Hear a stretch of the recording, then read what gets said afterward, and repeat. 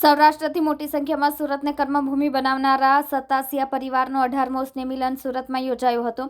સરથાણા જગતનાકા ખાતે આવેલા મિતુલ ફાર્મમાં યોજાયેલા સ્નેહમિલન સમારોહમાં નવા વિચારોના વાવેતર કરવામાં આવ્યા હતા। સાથે સાયબર અવેરનેસ લોકોમાં આવે તે હેતુથી નાટક રજૂ કરવામાં આવ્યું હતું। સ્નેહમિલન સમારોહમાં તેજસ્વી વિદ્યાર્થીઓને ઇનામો આપી સન્માનિત કરવામાં આવ્યા હતા।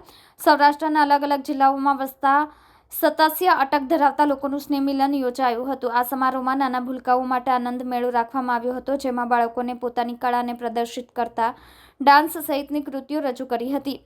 તો મસ્તીના ધુબા લગાવતા બાળકોને જોવા મળ્યા હતા। લોકોમાં પરિવારની ભાવનાની સાથેના નવા વિચારોના વાવેતર કરવા સૌરાષ્ટ્ર પટેલ સેવા સમાજના પ્રમુખ કાનજીભાઈ ભલાળા સહિતના અગ્રણીઓ ઉપસ્થિત રહ્યા હતા। આ કાર્યક્રમ અંગે આશિષ સતાસિયાએ કહ્યું કે આ અમારો 18મો સ્નેહમિલન સમારોહ છે। સતાસિયા પરિવારના પ્રમુખ ભરતભાઈ સતાસિયાએ કહ્યું કે અમારી 3 થી 4 પેઢીઓ એકસાથે આ કાર્યક્રમમાં હાજર રહી હતી। અંદાજે 1400 જેટલા સતાસિયા પરિવારના સભ્યો એકસાથે 18 વર્ષમાં એકવાર મળીએ છીએ। દરેક સમાજનો વિકાસ સંગઠિત થવાથી જ થાય છે, ત્યારે અમારું આ સંગઠન પણ સતત વિકસતું અને ધબકતું રહે છે। યુવાનો આગેવાનોથી લઈને તમામ કાર્યોને દીપાવે છે, જ્યારે તમામ લોકો એક સાથે ભાણે એક આંગણે આવીને એકતાના દર્શન કરાવે છે, જે ખૂબ જ હરખ અને આનંદની લાગણી જન્માવે છે। મારું નામ ભરતભાઈ સતાસિયા, સતાસિયા પરિવારના પ્રમુખશ્રી। અમે છેલ્લા 18 વર્ષથી અમારા અહીંયા સુરતમાં વસતા તમામ પરિવારનો વર્ષે એક વખત સ્નેહ મિલન સમારોહ રાખીએ છીએ, અને એ સમારોહની અંદર કુટુંબ પરિવાર સાથે બધા જ અમે સાથે મળીને એક દિવસ માટે અહીંયા સૌ મળીએ છીએ।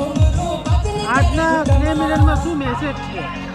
આજનો સ્નેહ મિલન અમારો એવો છે કે આજે સોશિયલ મીડિયાની જે ચાલે છે અને એમાં જે લોકો ભોગ બનતા હોય છે, એટલે સાયબર ક્રાઇમ સુરતની જે બ્રાન્ચ અને જે અવેરનેસ ચાલે છે સુરતની અંદર, એમની ટીમને અમે આમંત્રિત કરી છે, અને અમારા પરિવારની અંદર આવા કોઈ બનાવો ન બને અને એ બાબતમાં કંઈક જાગૃતતા મળે એ હિસાબથી આજનો કાર્યક્રમની અમારી જે મેઇન થીમ છે એ સાયબર ક્રાઇમ અવેરનેસની છે।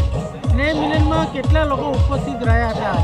અમારા અહીંયા જે પરિવાર છે એ લગભગ 250 થી 300 ઘર પરિવાર અહીંયા સુરતની અંદર વસવાટ કરે છે, અને એમાં લગભગ 1200-1300 વ્યક્તિઓ અમે અહીંયા ઉપસ્થિત રહીએ છીએ।